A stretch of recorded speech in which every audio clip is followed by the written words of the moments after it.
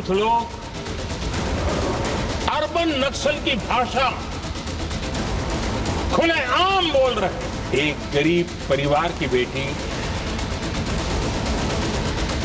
उनका सम्मान न कर सके, आपकी मर्जी, लेकिन क्या क्या कहकर उनको अपमानित किया जा रहा है। और कुछ लोगों को लगता है जब तक फॉरेन पॉलिसी नहीं बोलते तब तक वो मैच्योर नहीं लगते, इसलिए।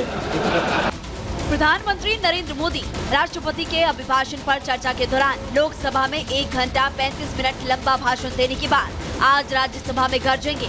उम्मीद जताई जा रही है कि अपने भाषण के दौरान पीएम मोदी लोकसभा की तरह ही राज्यसभा में विपक्ष पर आक्रामक नजर आएंगे।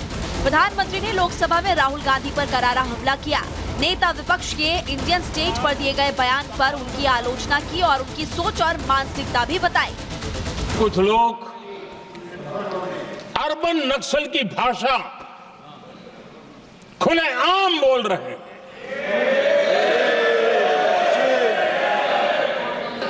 ये अर्बन नक्सल की भाषा बोलने वाले इंडियन स्टेट के खिलाफ लड़ाई की घोषणा करने वाले न संविधान को समझ सकते हैं, न देश की एकता को समझ सकते हैं। लोकसभा में 96 मिनट के अपने भाषण में पीएम मोदी ने विपक्ष के हमलों का अपनी खास शैली में जवाब दिया। माना जा रहा है कि राष्ट्रपति का अपमान करने वालों पर राज्यसभा में भी जोरदार प्रहार होगा। जो लोग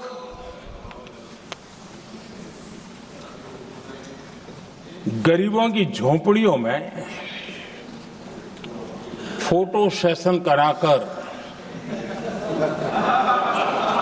अपना मनोरंजन करते रहते हैं, उन्हें संसद में गरीबों की बात बोरिंग ही लगे। राष्ट्रपति जी के अभिभाषण के बाद एक महिला राष्ट्रपति जी एक गरीब परिवार की बेटी,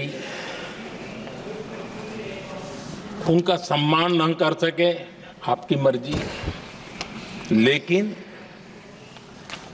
क्या क्या कहकर उनको अपमानित किया जा रहा है।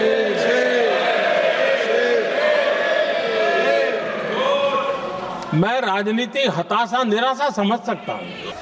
राज्यसभा में विपक्ष के नेता कई मुद्दों पर चर्चा चाहते हैं।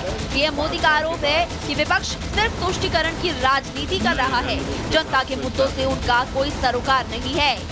कुछ लोगों ने क्या किया, मॉडल ही ऐसा बनाया कि कुछ ही लोगों को दो, औरों को तड़पाओ और तुष्टीकरण की राजनीति करो।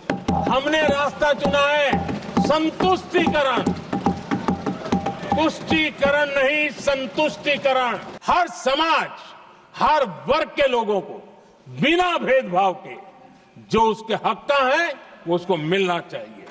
ये है संतुष्टीकरण। जिन मुद्दों पर विपक्ष सरकार को घेरने की कोशिश कर रहा है, उन मुद्दों पर लोकसभा के बाद आज एक बार फिर से प्रधानमंत्री मोदी राज्यसभा में विपक्ष को जवाब देंगे और उन्हें चारों खाने चित्त कर देंगे। Bureau report, Republic. तो इधर समाजवादी पार्टी के मुखिया अखिलेश यादव के चुनाव आयोग मर गया और सफेद कपड़ा देने वाले बयान पर सियासत तेज हो गई है। इस बयान को लेकर के बीजेपी लगातार हमलावर है, तो समाजवादी पार्टी और अखिलेश यादव पर वो हमलावर है। इस बीच फोटो सामने आई है जिसमें समाजवादी पार्टी के सांसद एक सफेद कपड़े के साथ फोटो खिंचवा रहे हैं जिस पर चुनाव आयोग लिखा था। मिल्कीपुर और दिल्ली चुनाव के नतीजे आने से पहले सियासी गलियारों में कैसे आरोप प्रत्यारोप का दौर चल रहा है वो हम आपको दिखा रहे हैं, एक रिपोर्ट भी दिखाते हैं।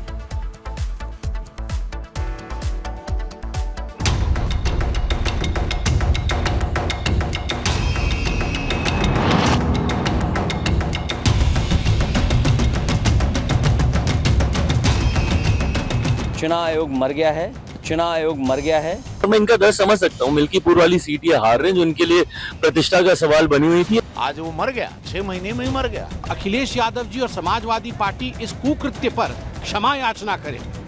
मिल्कीपुर हारने की आशंका ने सपा अध्यक्ष अखिलेश यादव को इतना डरा दिया कि उनकी जुबान आउट ऑफ कंट्रोल हो गई है। हताशा अखिलेश यादव पर ऐसी हावी हुई है कि अब वो लोकतंत्र के स्तंभ यानी चुनाव आयोग पर भी हमला बोलने लगे हैं। मैं वो लाना भूल गया, सफेद कपड़ा डाल देना चाहिए उस पर, क्योंकि चुनाव आयोग मर चुका है। मैंने सुबह से और समाजवादी पार्टी ने सुबह से लेकर के शाम तक, जब तक चुनाव खत्म हुआ है, 500 कंप्लेंट्स किए, 500 कंप्लेंट। अगर एक भी कंप्लेंट पे उन्होंने कहा, और मैंने 6 महीने पहले इलेक्शन कमीशन हिमालय पर था, अद्भुत था जब जीत गए थे 42 सीट। आज वो मर गया, 6 महीने में ही मर गया। राजनीति इतनी ओछी होती जा रही है कि लोग कफन लेके आ रहे हैं। जनता सब समझती है और जनता जवाब देती है, जनता का वोट है। ये हजम तो नहीं होता, लेकिन हाँ, इससे ओछी राजनीति और सदन की गरिमा को इतना तार-तार करेंगे विपक्ष। सपा अध्यक्ष अखिलेश यादव के इस बयान पर राजनीति के गलियारों में बवंडर मचा हुआ है। चुनाव आयोग पर इस तरह की अमर्यादित टिप्पणी पर नेता आक्रोश में है और वो अखिलेश यादव से माफी की मांग कर रहे हैं। ये कहना कि चुनाव आयोग के कमिश्नर इत्यादि मर गए हैं और चुनाव आयोग मर गया है और उसके लिए कफन प्रस्तुत करना, सफेद कपड़ा पार्लियामेंट में देना, इससे जघन्य कांड कुछ नहीं हो सकता है। This is almost like a torture on democracy. ये डेमोक्रेसी के हत्या के बराबर है। आज भारतीय जनता पार्टी ये डिमांड करती है कि बाकी भी ऑपोजिशन के पार्टी अपने मत को स्पष्ट करे और अखिलेश यादव जी और समाजवादी पार्टी इस कुकृत्य पर क्षमा याचना करे पार्लियामेंट में। अखिलेश के बयान पर आपत्ति सिर्फ बीजेपी को नहीं, कई नेताओं ने सपा अध्यक्ष की टिप्पणी पर सवाल उठाए। वो इलेक्शन कमीशन पर दिए गए अखिलेश के बयान को मिल्कीपुर में मिलने जा रही हार से जोड़ रहे हैं। ये वही चुनाव आयोग है जो लोकसभा में इनको तीसरे नंबर की बड़ी पार्टी सदन में बनाता है, तो उस वक्त इनको कोई शिकायत नहीं होती। ये दोहरी मापदंड जब ये अपनाते हैं, ये गलत है। जब ये जीतते हैं तब इलेक्शन कमीशन भी ठीक, चुनाव आयोग भी ठीक, कोई फर्जी वोटर नहीं बने। बट जब ये हारने लगते हैं, और मैं इनका दर्द समझ सकता हूँ, मिल्कीपुर वाली सीट ये हार रहे हैं जो इनके लिए प्रतिष्ठा का सवाल बनी हुई थी। ये दर्द वहां से आ रहा है, ये मिल्कीपुर भी हार रहे हैं और जिनके लिए ये प्रचार दिल्ली में कर रहे थे अखिलेश जी, ये दिल्ली में भी वो पार्टी हार रही है, वो दल हार रहा है। इन लोगों की आत्मा मर गई है। ऐसा दिल्ली में दुर्दशा होने के बाद भी अखिलेश जी उनके समर्थन में खड़े हो रहे हैं। ईवीएम खराब हो जाती है, चुनाव आयोग मर जाता है, जब ये जीतते हैं तो सब ठीक होता है।